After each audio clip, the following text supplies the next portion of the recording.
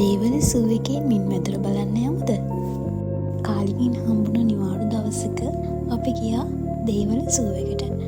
දේවල සූ එකේ මම ආසම තැන තමයි මින් මැදුර කියන්නේ. අනිත් තැන් වලට වඩා මින් මැදුර හරිම ලස්සනයි. ඉතින් මේකට ඇතුල් වෙන තැනම ඉන්නේ මුහුදු සිංහයා. මුහුදු සිංහයාද දිය බල්ලද කියලා මම දන්නේ නැහැ.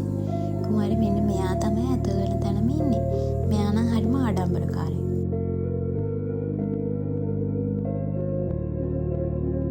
ඊට පස්සේ තමයි ඇතුළට යන්න තියෙන්නේ. මෙන්න මේක ඇතුළේ ඉන්නවා ලස්සන මාළු ගොඩක්.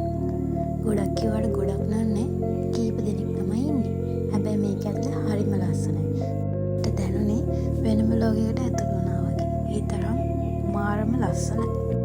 ඉතින් දේවල සූ එකේ තියෙන අනිත් තැන් වලට වඩා මම මින් මැදුරට ආස මෙන්න මේක ඇතුළේ තියෙන හරි අමුතු වයිබ් එක නිසා. ඔයාලත් බලන්නකෝ මේක ඇතුළේ කොච්චර ලස්සනද කියලා.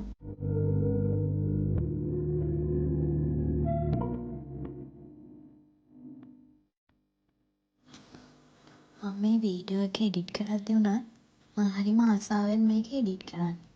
මොකද මාළු දිහා බලන් ඉද්දී හිතට හරිම අමුතු හැඟීමක් දැනෙනවා. කොච්චර බලන් හිටියත් එපා වෙන්නේ නැහැ.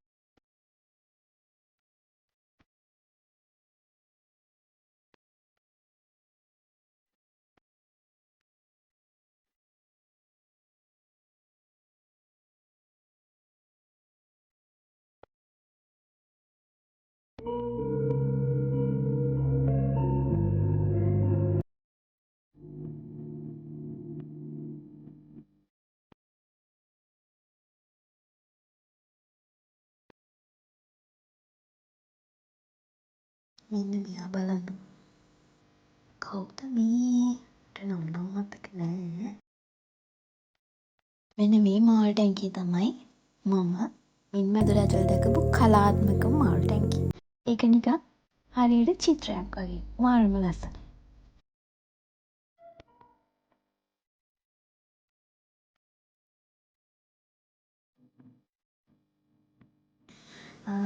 ඊට අමතරව මෙන්න මේ වගේ පොන්ඩ් එකකුත් තියෙනවා. ඒක ඇතුලේ මෙන්න මේ වගේ මාළු ඉන්නවා.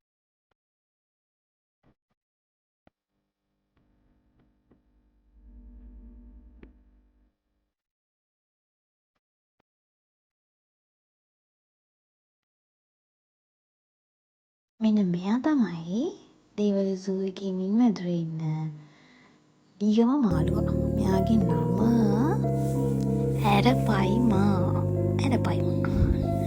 ලොව විශාලතම මිරිදිය මත්ස්‍ය. ඇත්තටම මෙයා ගොඩාක් ලොකුයි. මේ වීඩියෝ එකේ පේනවට වඩා එයා ගොඩක් ලොකුයි.